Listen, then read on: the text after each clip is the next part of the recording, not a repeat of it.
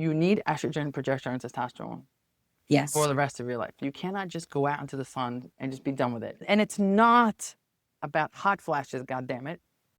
It is literally about your life. Welcome to today's episode of The Medical Disruptor, the show where we challenge outdated medical norms and redefine what wellness actually looks like. I bring you the best guests in the country, the innovators, the boundary breakers, and the trailblazers who refuse to accept the status quo. And today's guest, she's a powerhouse.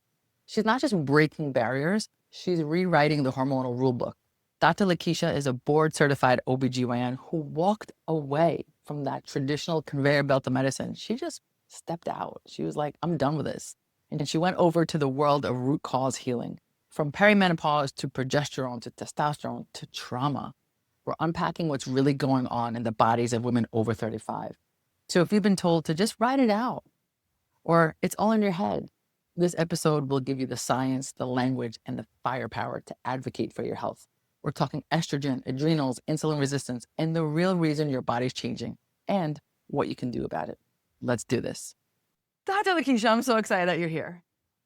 So excited to be here, Dr. E. You guys don't know, but we've already been vibing and I'm like already level 10. I already feel like I'm caffeinated. Me too. I love it. I love it. Okay.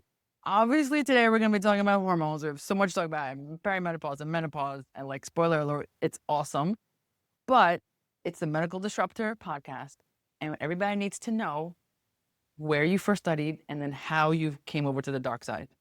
Oh, okay. So, Dr. E, I'm going to tell you up front that you're going to have to give me the 20-second timeout.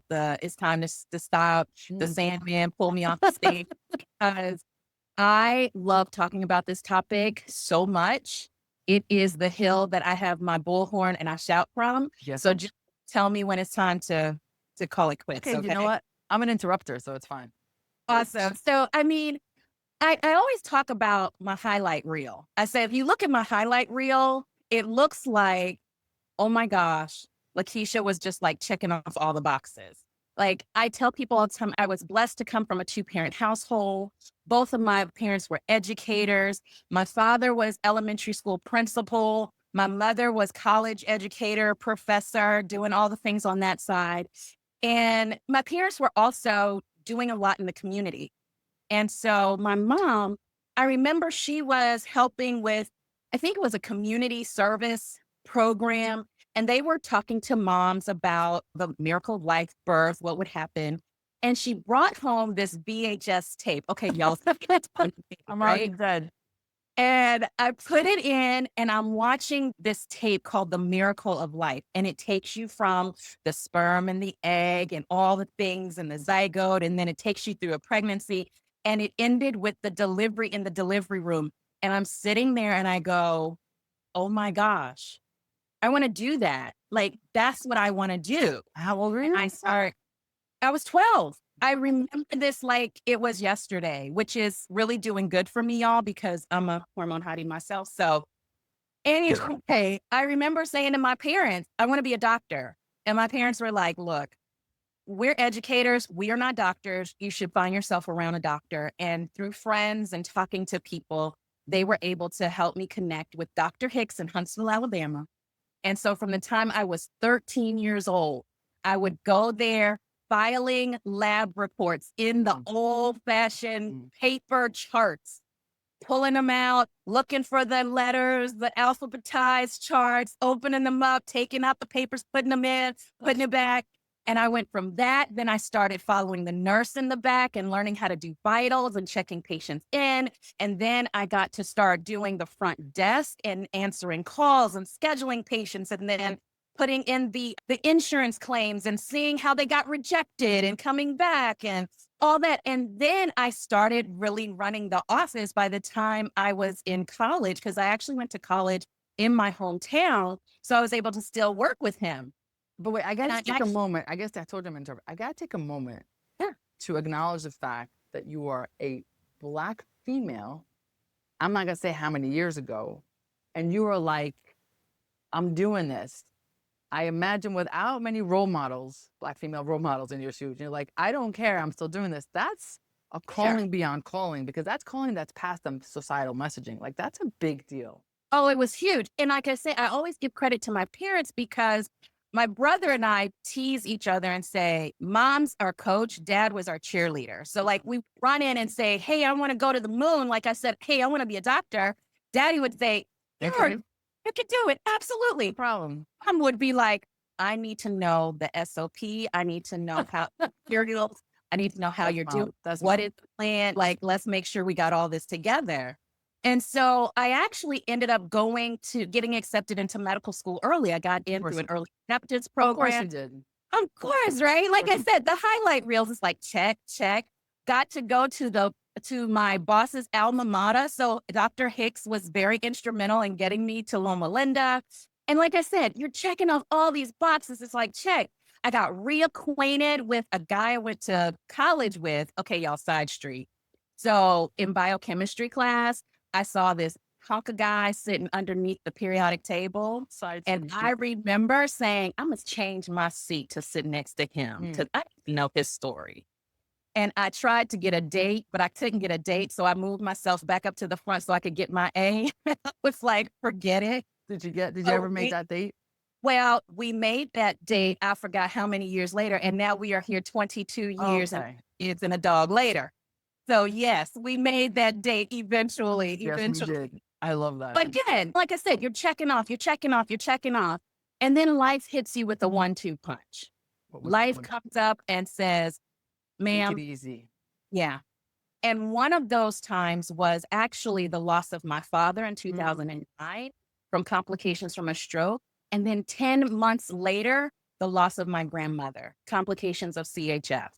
Wow. 1-2 punch. And our tight-knit family had the rug ripped from underneath us. Wow. And I remember it was probably after my dad's death or my grandmother's death. I think it was my dad's death. I'm sitting on labor and delivery one night and my blood pressure is 160 over 110. And the nurses are like, do you need to go to the ER? Like what's going on? I was like, no, I need an exit strategy. I was like, at that point you were practicing?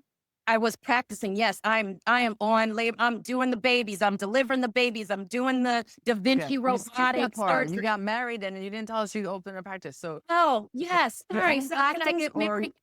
I was part of a group practice. Okay. Part of 2 group practices. Matter of fact, the first one I started with wasn't the best fit. And so I moved to another practice, which was a great fit. I mean, I remember we called ourselves the United Nations. Wow. There was myself, it was the African-American Black doctor, female. We were all female. And then we had the white female doctor, Caucasian female doctor, whichever one y'all want to say. And then I had the Asian, and then we had the Indian. Wow. And That's beautiful. were a family. We were the closest family. I mean, to this day, I still reach out to them and we still reach out to each other. We'll see each other's posts on Facebook and be like, oh my gosh, the kids, are you serious? They're this grown, like all just the Love. But at that point, when I had these life-changing events, You're like, and no. I realized I didn't like my patients anymore.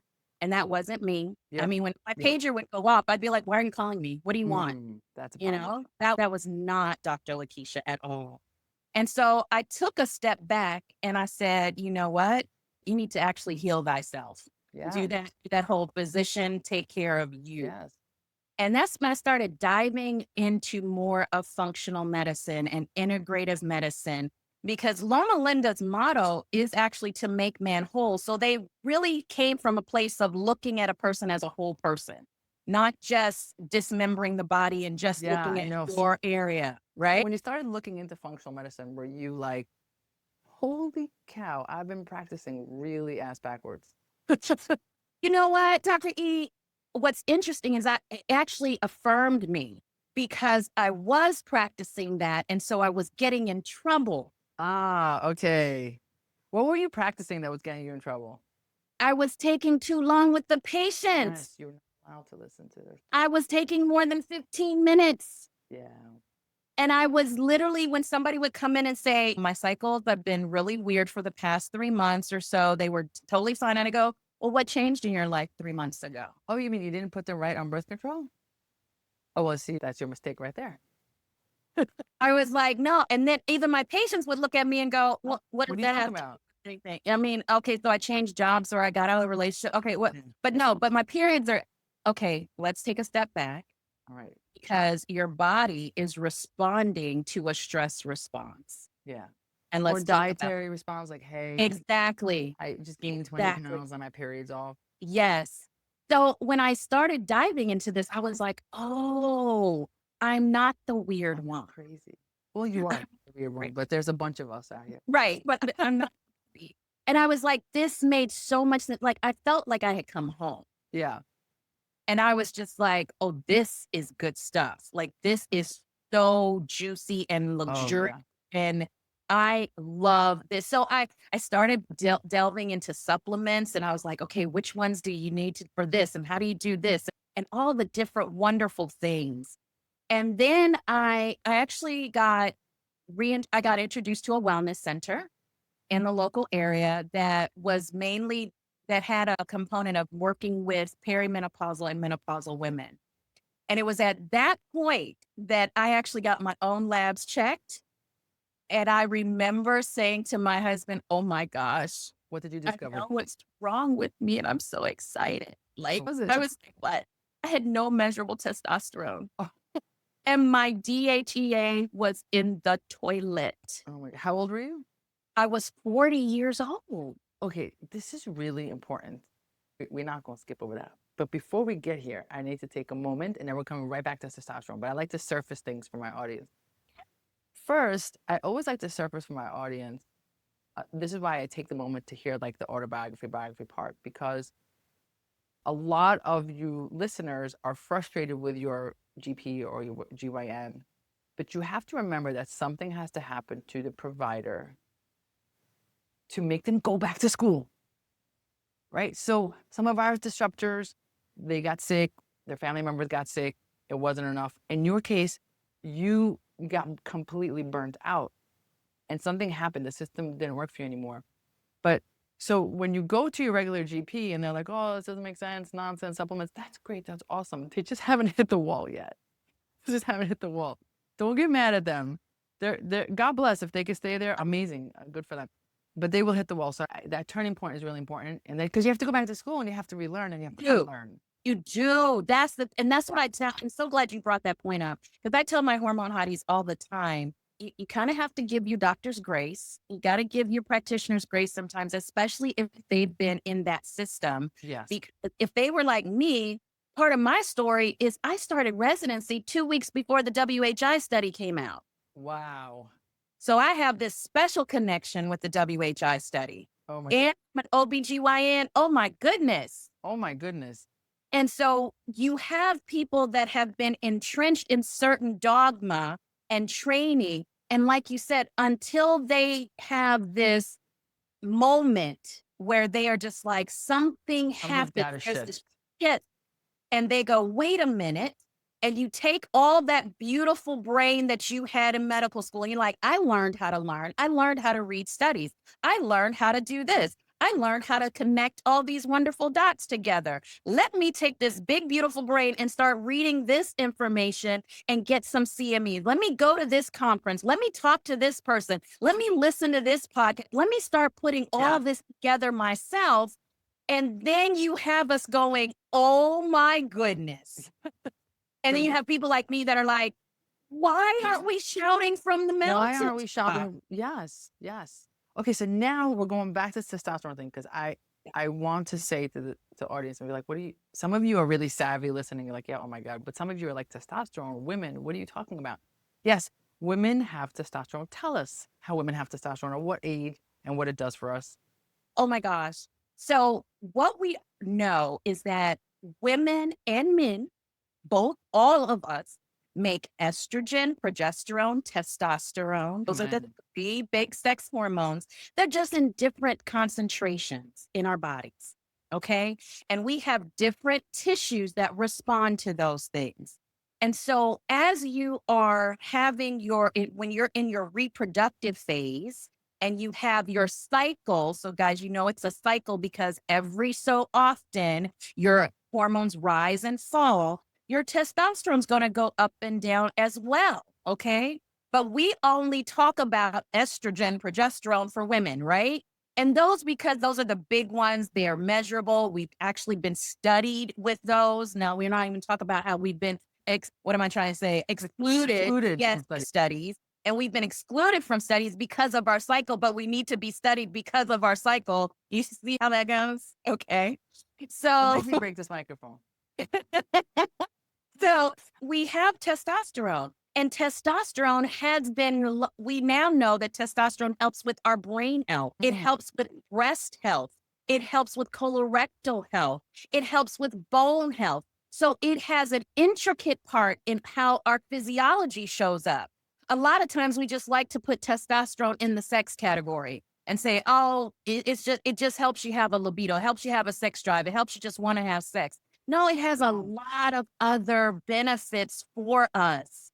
And if you look at some of the studies that are out there now, there's one that I like to use in a presentation that just says, you know, testosterone is good for women's overall well-being. I was like, well, what does that mean? Like overall well-being? That means good for everything. Why don't we just call it what it is? Yes. Good for the entire body. It's good for all your physiology. And that is true for the other sex hormones as well. Because how many times have you heard GYN saying, well, they had a hysterectomy, they don't need progesterone anymore, they don't have to. Girl, please tell them why we need estrogen and progesterone for the rest of our life. Can you tell them? So I just came back from, not just now, it's about a month ago, PCCA's Hormone Symposium. So this is the Professional Compounding Centers of America. Nice. And I taught on HRT and progesterone. And my progesterone talk, one of the paradigms I say you're going to break today is that old paradigm, no uterus, no progesterone. Yeah, what the heck?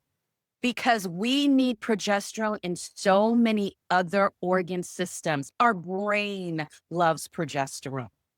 Okay.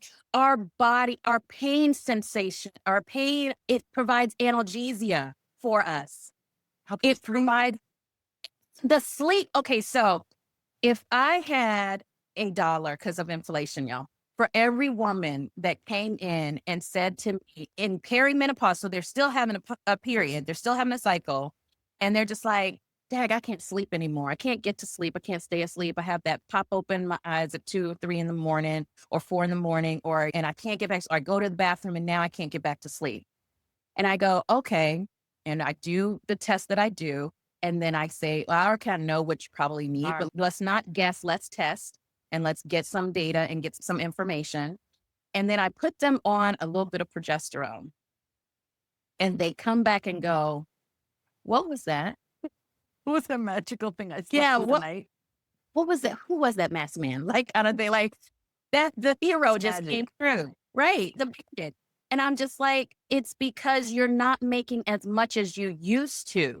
So this is where perimenopause starts happening. And this is why there's this wide spectrum of what women hear in their late 30s, early 40s, where there's like, well, I'm having this symptom, I'm having that symptom. They're having this variety and barrage of symptoms, and they go to their doctor and their doctor says, you're too young. Right. Getting older. Right. Welcome to the club. Nothing it is to what do. it Find is. it out. I can't, it'll stop in a little while. Yeah. If you're complaining of the weight gain, just exercise more and eat less. What? You're giving me an I'm aneurysm. breathing air and gaining 5 pounds. Okay, hold on. There's a few things you said there that we have to come back to. Gotcha. All right. You told us what testosterone is for. Told us what progesterone is, why we need it all the time. Because I have some, I'm writing down my question. Yes, yes. Just tell us a real overview why we also need our estrogen. Estrogen. Oh my gosh. Estrogen got a bad rep. No. WHI came out. I mean, and you all, when I say WHI, I'm talking about the Women's Health Initiative. So that was the biggest study to date that they had over 40 centers that participated. They had thousands of women. I can't even remember the number right offhand, but what they were doing was they actually had a hormone arm where they were trying to prevent morbidity and mortality from cardiovascular disease, osteoporosis, and also breast cancer. And so they were like, let's try and figure out what we can do. And then they also had a lifestyle arm, and they were like, okay, let's see if lifestyle and supplementation can actually do some good as well. Well, what they thought they saw with the data that came out initially, that there seemed to be an increased risk in breast cancer cases in the combination arm of estrogen progestin. Okay. And this is very important that we identify the type of hormones that were used. These were synthetic. They used horse urine and synthetic progestin, which have no business in our bodies. Okay. So they used that, and it appeared that there was an increased risk, like a 20% increased risk in the breast cancer cases. Well, when we've scrubbed that data again and looked at it again, there was really no increased risk, basically above your baseline of being a woman in that study at all. Now, what happened is that we took that information and we gave it to the masses, and we scared everybody and practitioners, and we did not give women another tool to help them through this devastating, what could be a very bumpy transition for them. Okay. So now we have bioidentical hormones, which they look just like what your body used to make. So they're like the biological hormones, but they're bioidentical. And your body takes them in, looks at them and says, I know what this is, and changing, and knows what to do, gets rid of it, goes over to the liver and says, hey, change that over and do this, and sends that down to the gut and says, change that up. And now let's get rid of what we don't need. Okay. And then it allows it to sit on the receptors and do what it needs to do for the cells. Okay. Now, what I'm saying is that we had this study, okay, and estrogen got a bad reputation from that study. And from that time, we have said estrogen is bad, estrogen is bad, estrogen is bad. That's right. Estrogen is not bad, y'all. Estrogen makes us glow. Estrogen gives us the luminosity. Estrogen gives us the elasticity. Estrogen makes her nice and healthy and feeling good too. Okay, y'all know what I mean. Y'all can read between lines, right? And estrogen is good for your brain. For your brain, your heart, all of the cardiovascular. It's good for your bones. It is good for your whole physiology. Also, side note, you've had it all your life. You've had estrogen, progesterone, testosterone. It was never dangerous your entire life. Now, it's horrible. That piece. And I think what has happened is that women hear estrogen, progesterone, positive breast cancer, right, and they get nervous, scared, and they take that and mean, oh my gosh, this means that my own estrogen caused this. No, it's what they use to decide what type of treatment to give you. That's what they're talking about. Yes. Oh my God, it's so good. Okay, so what we've established, besides the fact that you're awesome and amazing, we've established, in case you didn't hear it yet, you need estrogen, progesterone, and testosterone. Yes. For the rest of your life. You cannot just go out into the sun and just be like, and just be done with it. It's not about hot flashes, goddammit. It is literally about your life.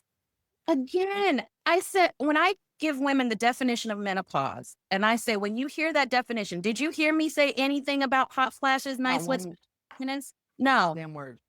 Menopause is just 12 consecutive months without a period. That's it. Yes. That's it. That's it. So now I have two questions for you, because it's a question that comes up all the time. Testing, right? Testing on testosterone is pretty cut and dry.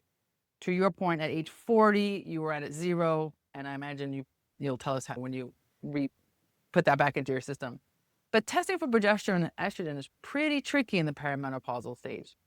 Tell us about what we should ask for, and also not only tell us what it's about, but I also find that it doesn't really matter because I go by symptoms. So I tell my patients, like, don't even bother with the testing. You can't sleep. Here's some progesterone. You don't have an ambient deficiency, for goodness sake. Oh, I love that. I love that. I love that. I love that. Yes. Yes. And so what I do for some people that really need that data, they need to see it. They need to see that piece of it. I do a combination of testing. So I want to help women understand there's not the go into the doctor's office and get the menopause or perimenopause test. There's no such thing. Okay. No such thing. Sorry. There are a variety of combinations that people can do to get information to be able to get a better picture of where you are in this point in time. Yeah. For me, I use Dutch testing for dried urine testing because I want to see which pathways are open for you. I want to see how you're metabolizing what you have on board anyway. I want to see what your adrenals are doing. I want to see, do you have the cofactors that are necessary to metabolize the hormone before I start dumping this into your system, okay? Or augmenting it, whatever, however we're going to do this. I also have learned that we need to look at the gut because there's that gut hormone connection. Yes, ma'am. Because in the past, when I was new at this, I was just putting it on and then they would feel great for 2 weeks. And then they'd come back and go, oh, I feel horrible. And I was like, what's the problem? Got to do a little bit more oh, the pipes are clogged. We got to make sure the pipes are open. Got it. Okay. And then I do some serum testing because sometimes I want to see just a spot check, kind of what's going on. For me, I use the serum testing or most people know it as a blood draw. I do that for the thyroid. And I know that your thyroid, your adrenals, your sex hormones, and your gut, all 4 of those systems need to play nicely together in the same spot for you to feel good, for you to feel that you're optimal. You said so many things. Yeah, I have to surface everything. Yeah. First, for those who don't know, Dutch test, your regular doctor doesn't have it. There's only functional medicine providers to urine test. And it's great. It's going to give you so much more than just levels. Like, you have to really learn how to read those tests. Yes. You can see it on a patient board, good luck. So you need to learn how to read those tests. So that's amazing. Also, I love that you said, because one of the things as providers, there is a progression as we do this functional medicine. So you started giving me on hormones. I started initially putting everyone on diet and giving them supplements, and then you realize there's nuances. So there is that, and going back to more schooling and more education until we get savvier what we do. So I love that, and that actually shows a good clinician. You keep learning. You go back for more. This didn't work. Why didn't it work? You go back and learn more because you want to advocate for your patient. You're not like, well, if it didn't work, that must be your problem. You must have not tried hard enough, right? So you in my language, yes. I love that. And then I love that you mentioned adrenals, thyroid, and hormones, because we're so focused on hormones, which is really at the bottom of this chain, which is why you go to the GYN, and GYN's like, oh, I'll just give her birth control. They put women in their late 40s who don't need for birth control because they're like, oh, if your period will normalize. Absolutely not. That's not where the issue lies. Makes me crazy. So I love that you brought the whole chain, and your thyroid has to be on point. Like, we can't even talk about all this if your thyroid's not on point. And not a 3.98. Not a 3.9. Go ahead, you tell them. Dr. LaKeisha, you tell. Let me tell you, I mean,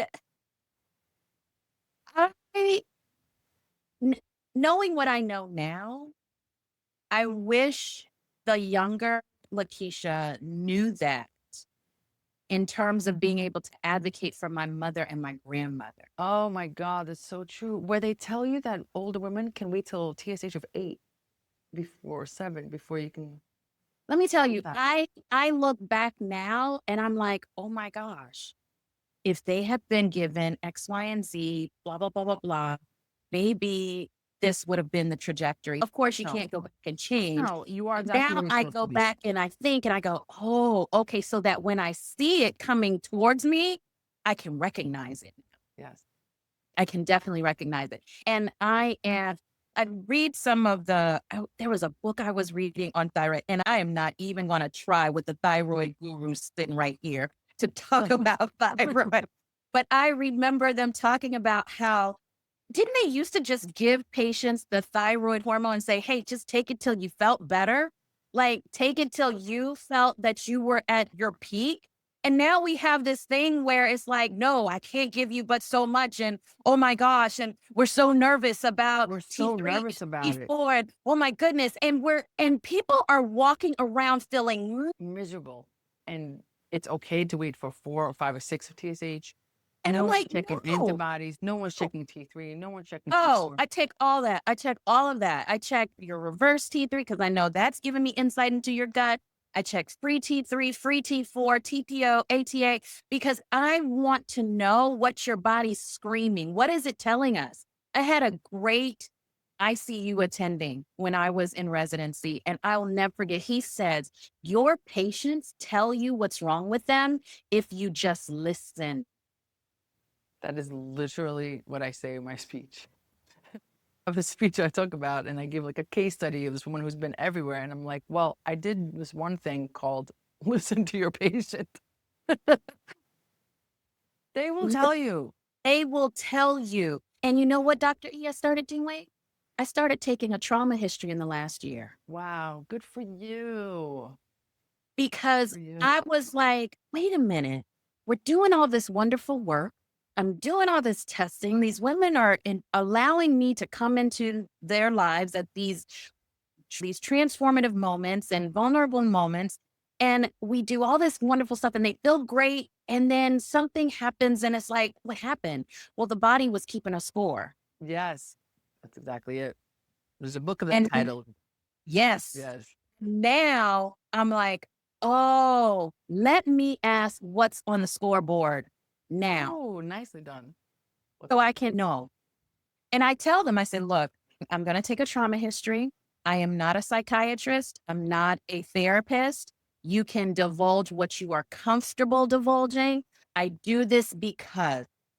And when I explain that, they go, oh, well, girl, let me tell you. Since you asked. Right, let me tell you about this. And they're like, nobody ever asked me about that. It's funny that you said this because without fail, when I talk to providers who are doing this for a long time, this is exactly the progression. You start with like giving them some stuff. And you're like, all right, let me do some more stuff. And you're like, none of this stuff is going to work if I don't surface the trauma, the central nervous system. None of it will work. None of it. And it sounds so woo-woo, but it really is. It's the basis of all of it. None of it will work. If you're out there listening and you've tried everything and you're eating gluten-free ice and you're putting on all the supplements and you're not well, have you done this work? Have you done this work? Has anyone asked you? Because that's the work you need to do. It really is. And I'm so glad you surfaced that. You know, one other thing. One of the biggest things that I'm really that keeps coming up for my practice right now is the weight issue. I was just going to ask you that. It's actually written down for me. Tell me. It is because a lot of perimenopausal, menopausal, hello, hi, I'm Keisha, I'm perimenopausal, and I have the perimenopausal tire, right? Tell us why that happens. Can you tell us why that happens? Why is it that we drink air and we can't lose weight? So what some of the metabolic dysfunction that is happening is when your hormones start dropping, particularly estrogen, it can now lend you to insulin resistance. Okay. So when you have insulin resistance, I say, think of it this way. Whatever you eat that breaks down to a nice little carbohydrate, whatever it is, because it can be fruit, it can be vegetables, it can be all the good stuff.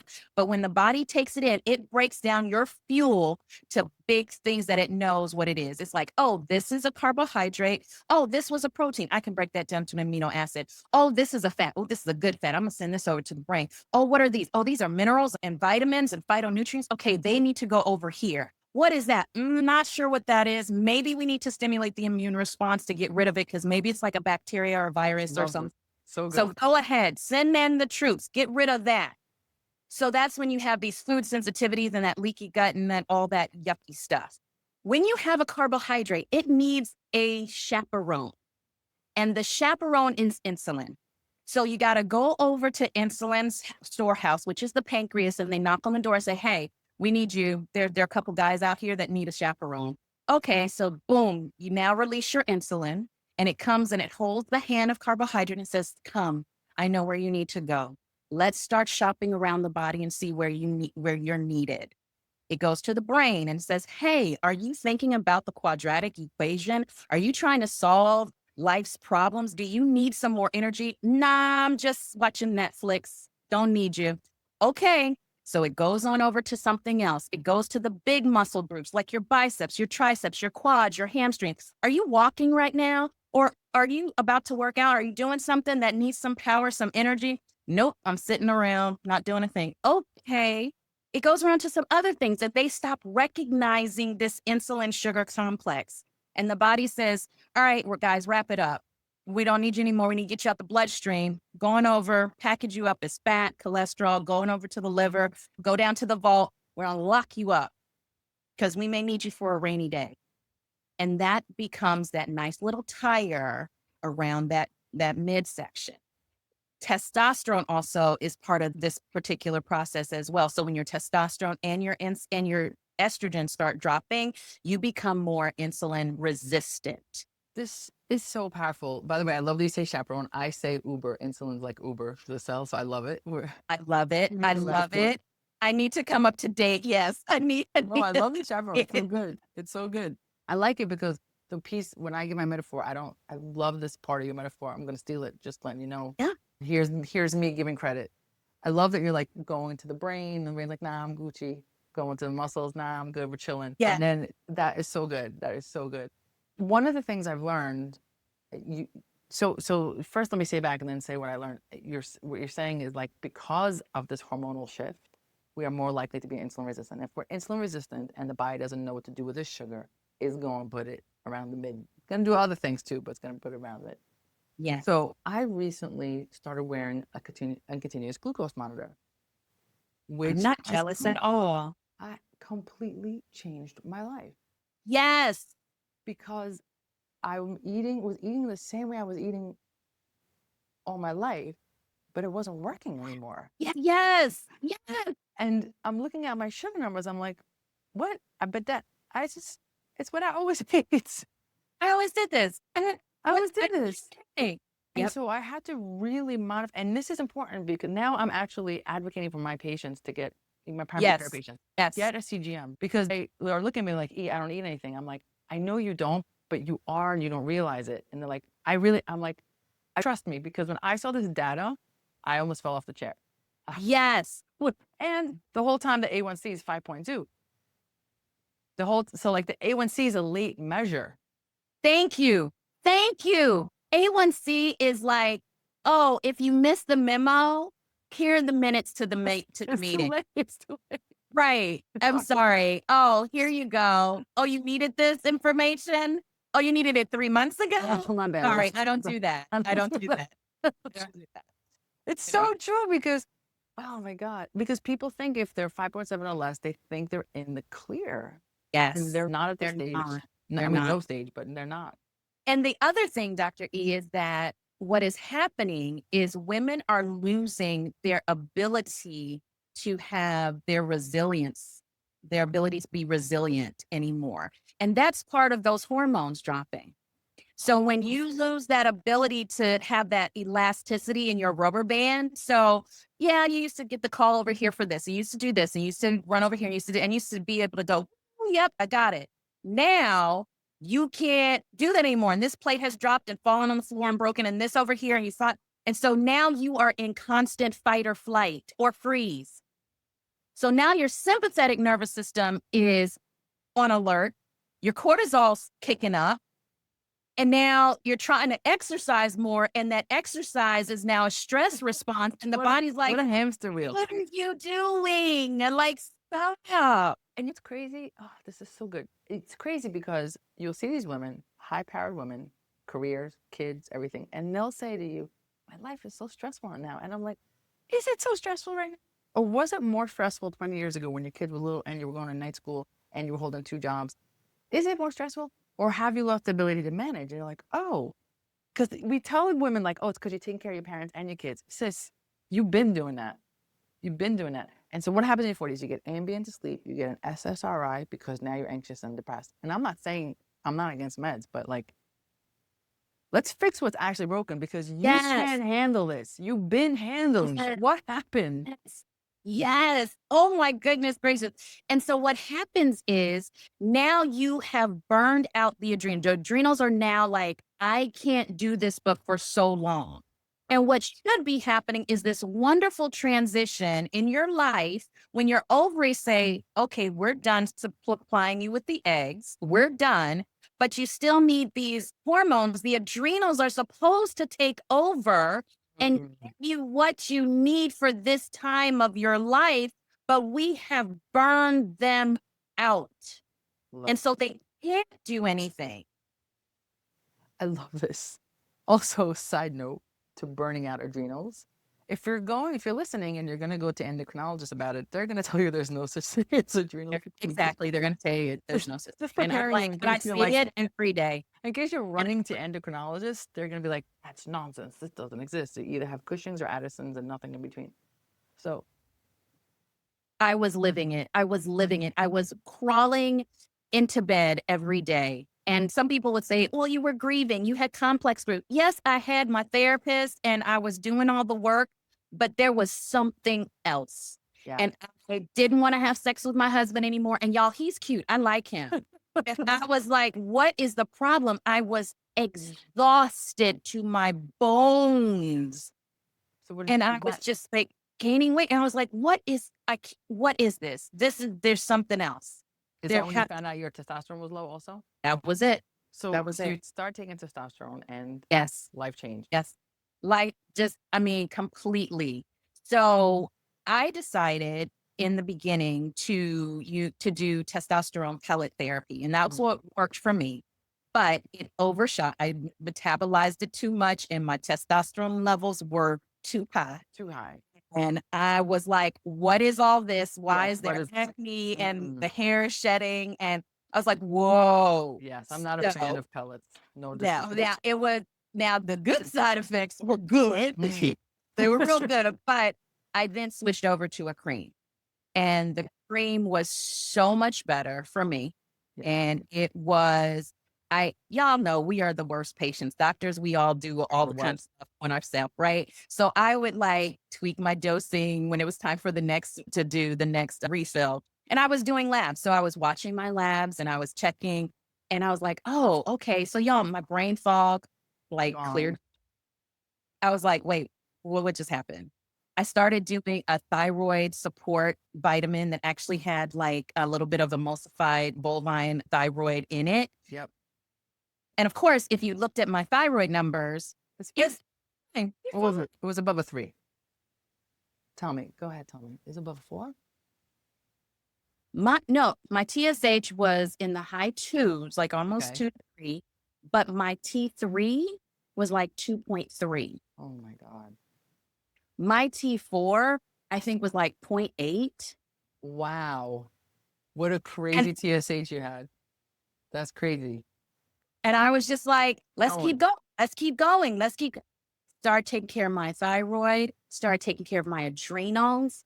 I started getting my magnesium on board and doing my seeds and all the things. And I'm like, oh, this is like, I'm back in my skin. Like I feel comfortable in my skin again.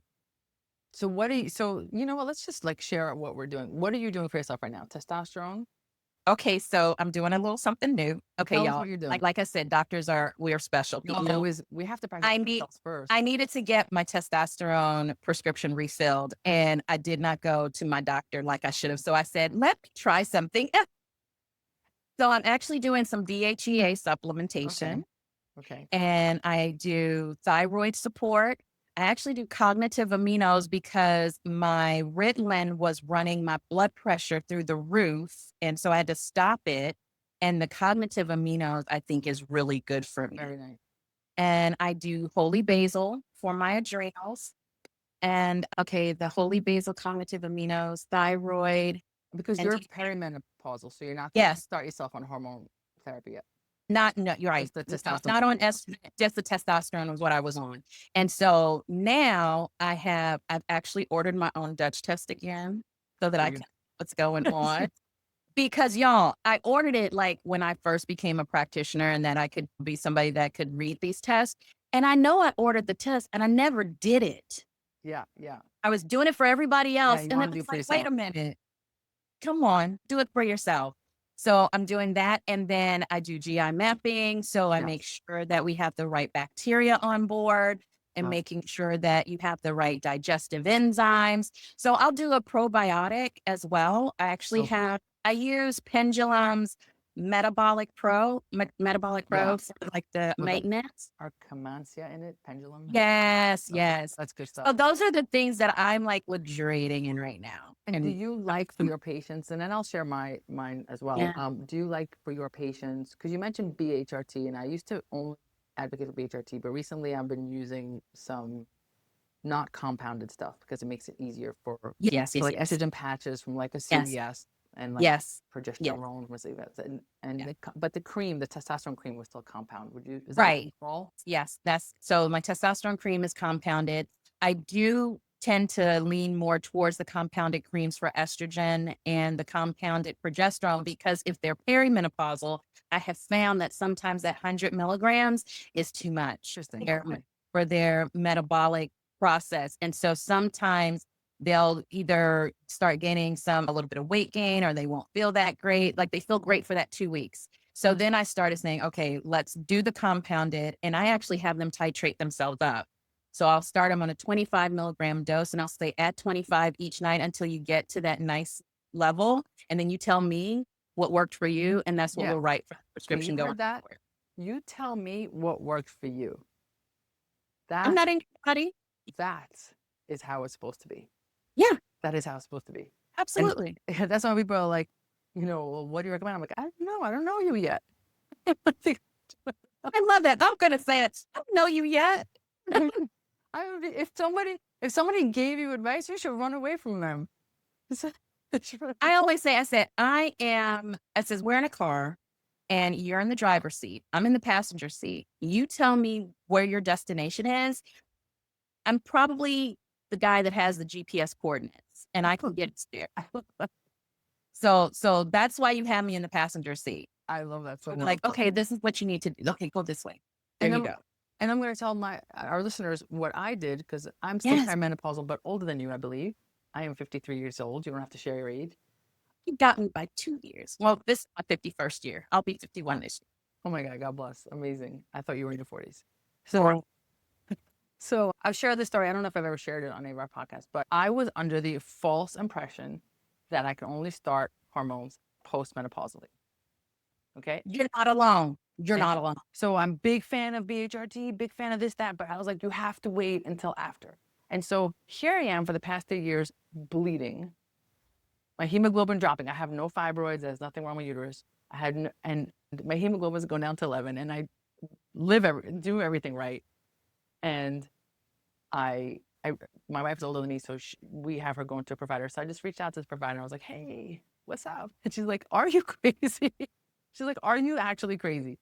So she actually initially put me on progesterone 300 for a while just to stop the bleeding. Lo and behold, I'm not anemic anymore. What a surprise. And so now I'm down to 100, which helps me sleep. Oh, because that's the other thing. Waking up at 2 o'clock in the morning. I thought, listen, I own businesses. I'm an anxious person. I just thought you wake up at 2 because you're anxious. I'm saying this purposely because like even as providers, and like the light bulb didn't go off. Take the progesterone, sleep through the night like a baby. So then I talked to this provider and she's like, how about estrogen? I'm like, estrogen? I'm still getting my period. Why would I need estrogen? She's like, you need estrogen. So I was like, you know what do I have to lose? I thought estrogen. I swear this sounds ridiculous. I know this sounds ridiculous. But the minute I put the patch on, my anxiety melted away. Okay. But I didn't realize I was anxious. I thought, again, I was just a business owner. I put it on and I was like, oh, you mean I can run my life, my business without this anxiety? It was gone. It has been gone. Can I tell you a secret? Please, tell me a secret. I believe that in the future, what is going to happen, and maybe it's because I want this to happen, I want women to start assessing their hormone levels in their 20s. Yes. So that I know where you're coming from.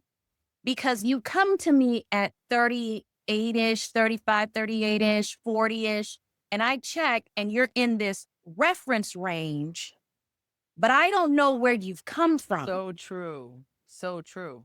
So I have women that are in this reference range and I'm like, well, when I was back in the old days, right? And I would be like, well, you're in the reference range, But I think what's going to happen is we're going to learn what's optimal for you. And you're going to start adding these pieces on earlier in the perimenopausal phase. And so it's going to become part of your toolkit. I'd say it's part of your hormone hottie handbag until you decide, I'm done. Absolutely. When you're done with life, like this is going to help you because we're more active. I have one patient that is a cyclist that will cycle 100 miles. Like, she's not stopping anytime soon. No, but thanks to hormones, she's not stopping. Yes. Yeah. But we want to take women and say, you know what? It's time for you to go sit down, That's be exactly it. still, and you're not supposed to be doing this stuff anymore anyway. Good. So just go Get your big ahead. dress and start baking pies. Yeah. This is a longevity play. This is not this is not optional. Yes. This is longevity. And I'm like, and when I tell women, when I show them the ranges where I'm going to take them, I said, I'm not trying to make you fertile again. That's not the That's not goal. what we're doing. I'm just trying to get you optimal so you can feel like, oh, I feel like myself. This is a new body because trust and believe it's a new body. Trust and believe But it is a new body. you have the reins again. Yes. And you know what to do for your body that's going to work for you. Absolutely. And the other thing that I really love that you surfaced about the thyroid, because I also take thyroid hormones. I do not have Hashimoto's. I remember when my patients were like, but you don't have Hashimoto's. Hashimoto's, you guys need it earlier. Yes. But there's going to be a natural decline of your thyroid hormones as there are your other hormones. You need to optimize that. Yes. And I just had Dr. Bredesen, he's like the godfather of Alzheimer's, on one of my podcasts. And you cannot prevent Alzheimer's if your thyroid, if all your hormones are not on point.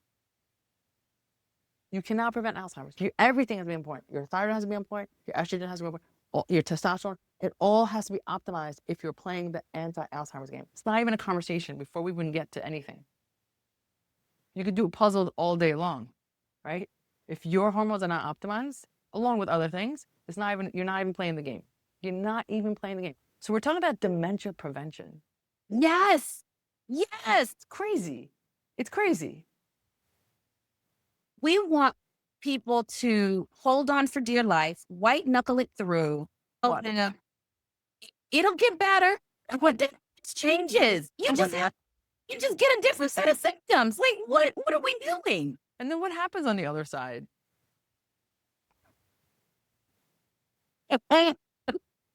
For those of you just listening and not watching, we're just eyeballing each other right now. I don't want to know what happens on the other side. I won't know. I will never I'm sorry. I will not know. I will never find out. Sorry. I mean, because my life is so different right now than from my mother and my godmother and my godsister. We had a conversation a couple of years ago. And they were like, we got around to how is life going to be different for us, like my godsister, my generation. And I said, we've already started. I said, we've started with the hormones. Like both of us have ventured and started looking at what do we need and how do we optimize. And we've learned to say no, complete, full stop. Oh, yeah. Isn't that beautiful? Like we learned that a little bit earlier than you all did. Like they started learning how to say no. But we learned earlier. Yes. And we're also doing some other things that will be helpful and actually give a richness to our lives and to our families' lives and to the generations that are coming on. But I think one of the biggest things is that we have now said, hey, here are some of the hormones that we need to make sure are on board along with the good eating, the good exercise. Because our parents were doing that, but this was like that big piece that was missing. I mean, I remember my mother, bless her heart, and I love her dearly, and I knew she was doing her best. She had the when I have my hysterectomy talk with me. Wow. Because there's fibroids in the family. And I ended up having an emergency myomectomy. That's a whole nother story because my fibroid was on top of my uterus and was pedunculated and was twisting and outgrowing blood supply. So when they went in and they took that out and she came to take care of me and I newly married and I'm just like, what is going on? And she's like, so when you have your hysterectomy, it's going to be okay. Like it doesn't diminish you as a woman. That's the natural progression. Wow. So I've already changed that trajectory because I did do some other things that were different from them and that they didn't even have the options for. Yeah, And so I did not have to have my hysterectomy. of course. Yeah, we just You like know, removing body parts, don't we? Let's get rid of the uterus. Let's get rid of the gallbladder. And I'm like, what are we gonna do when, like, we're gonna at some point have to optimize because we don't have any more body parts to remove. Like, ah, with all, this all, Dr. LaKeisha. I First know. of all, I could talk to you for the next 6 hours. I just want you to be clear. Dang. I feel like, can you get some coffee, some tea, sir? Oh my gosh. Absolutely. Tell Absolutely. tell our listeners, how can they work with you? Oh my gosh. You can work with me by doing a virtual consult visit with me by going to talkhormones.com. You can crack your hormone code by going to hormonequiz.co and do that quiz first, and then book your consult. And we can go over that quiz and I can help you break your hormone code and then come up with a personalized symptom solution blueprint through my Hormone Hottie Reset Bundle. So those are Love all that the so much. I just want to take a moment to acknowledge that you and I also were role models for our communities, and being an openly gay provider has its own onus, and for being a Black woman in this space has its own burden and privilege for both of us. And I want to thank you for taking that on. And there are women listening here who have heard other guests and maybe have not identified with a provider, and maybe you can be that beacon for them. And it's so important. Thank you for doing that, because it's not easy for us in every room. Yes, not at all. Not at all. Yeah. So I really want to surface that for a moment because that's a big deal. Thank you. Thank you. Oh my gosh. I have had a wonderful time sitting here talking to you, Dr. E. Thank you so much for having me and letting me come talk to your community today. Thank you for being here. It's really an honor. Lit the damn syllabus on fire. From testosterone truth to progesterone myths, adrenal burnout to insulin resistance, she gave us the why and the what now. As always, thank you for tuning into the Medical Disruptor. And if today's conversation blew your mind like it did mine, and you're ready to take action, go to my website, drfatlamandre.com. You can get my book, free courses. You can find a way to work with me one-on-one. If you're an NP ready to level up your clinical confidence, head over to my other website, egprep.com. No matter where you are, don't forget to subscribe, share this episode, and leave a review because it helps us reach more disruptors like you. Until next time, keep questioning, keep learning, and keep disrupting.